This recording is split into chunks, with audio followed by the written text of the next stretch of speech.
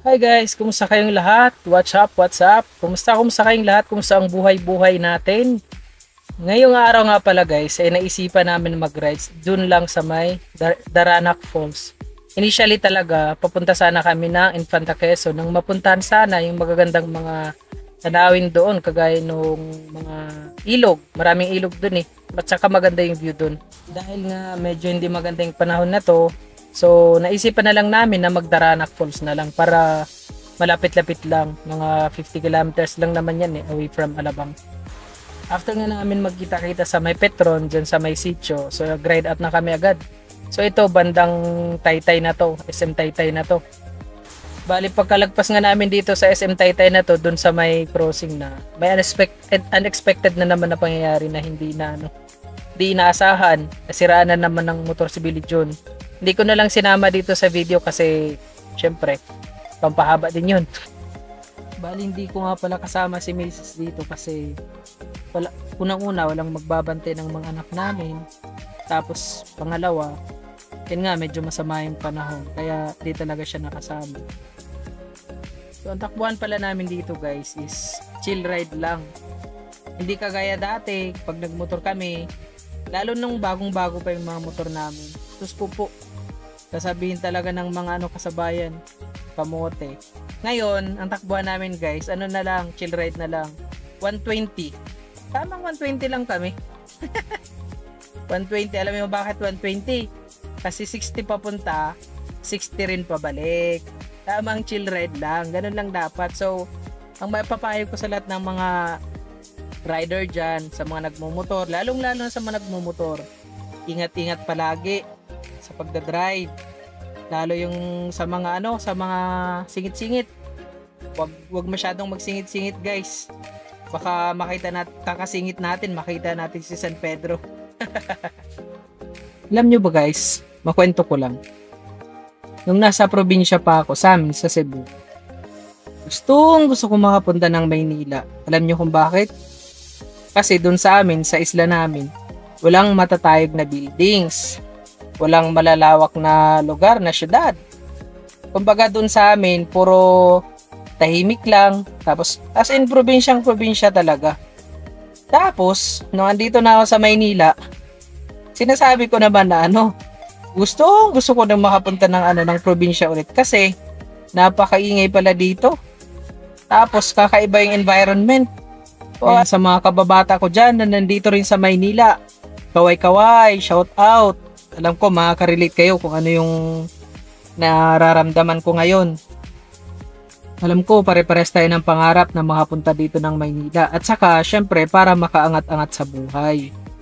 Same lang din tayo, ganun din yung umpisa ko. Umpisa dyan sa atin sa Camotes. Pumunta ng Maynila para makapagtrabaho, hanap ng magandang trabaho. Tapos syempre ako, nag-aaral ako. Buti na lang, andun yung kuya ko. Tinulungan ako makapag-aral. Kaya maraming salamat talaga sa kuya ko na never nag-give up sa akin sa pagtulong sa pag-aaral ko. Kung hindi dahil sa kanya, hindi ako makapagtapos ng pag-aaral. Tapos syempre, pagkatapos sa mag-aaral, nakahanap ng magandang trabaho. Maganda, masasabi kong maganda yung trabaho kasi call center ako guys. If you don't know, nag-call center po ako. Tapos marami akong napasukan. Una-una kong trabaho sa SM. Kasi call center. Bali matagal din ako nag-call center. Hanggang sa nabigyan tayo ng pagkakataon na makapagnegosyo ng maliit. Sama ko nga pala dito yung kumpare ko guys. So yun, nagnegosyo kami sa awa ng Diyos. 5 taon na po akong tambay, walang trabaho.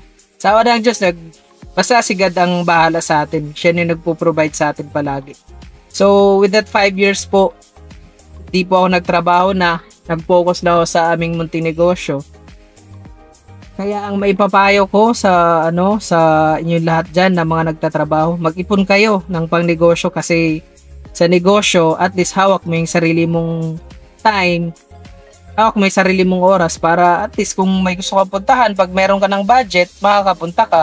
Hindi ka manghihinayang na ay baka ma-absent ako sa trabaho ko, ganun. So meron kang time freedom kapag meron ka ng passive income. Yun lang naman. going back guys, dito nga pala sa Darana Falls, napakasarap maligo kasi hindi lang yung tubig malamig, napakaganda pa ng ng mga tanawin dito. Meron din malalaking mga tipak ng bato dito. Promise, lalaki ng tipak ng bato. Yan makikinis pa yung mga bato dyan. Ang sarap tumalon.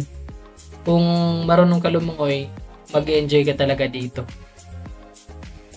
Dahil nga kami lang dalawa ni Billy yung marunong lumangoy. So kami lang yung pinaka nag-enjoy dyan. Tumalon-talon kami dito sa cliff na yan. Tapos syempre sumisid-sisid dun sa ilalim.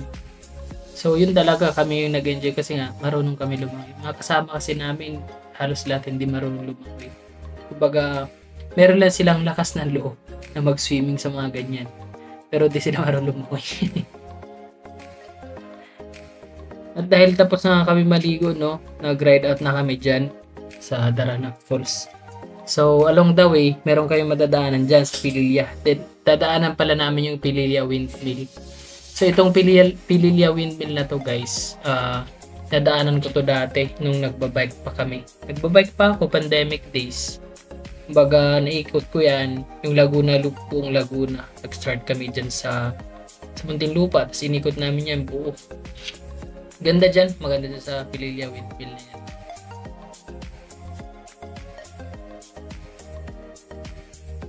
Iikutin pa sana namin guys yung buong Laguna Loop, kaso biglaan kasing kumulimlim yung panahon, tsaka baka biglang bumuhos yung ulan, at tsaka malayo pa kasi kaya nag-decide kami na bumalik na lang kami dyan sa dito sa pabalik ng Antipolo. Hindi na kami dumiretso dun sa doon sa may Santa Cruz sa Los Baños yan. Diniretso na lang, bumalik na lang talaga kami. Ito yata yung rides namin na maaga kaming nakauwi. Kumbaga parang himala ito guys. Aga namin nakauwi niyan. Tapos dumaan na nga pala kami dyan sa sa may Taytay na kainan. Parang yan, night market. Kumain muna kami dyan. Daming dyan, daming mga pagkain, maraming choices.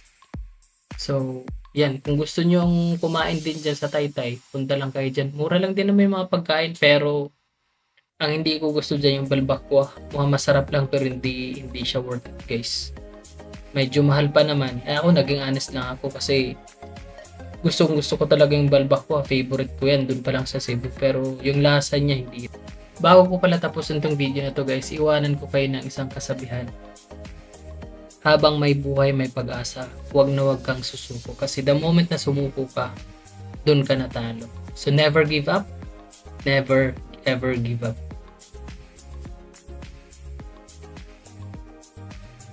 At ayun lamang guys, maraming salamat sa inyong walang sawang panonood at pagsubaybay sa aking mga video. At saka paki-like and share naman yung aking mga video guys para sa ganun, mas marami tayong matutulungan sa susunod pa ng mga henerasyon. So yun lamang, God bless you and to God be all the glory.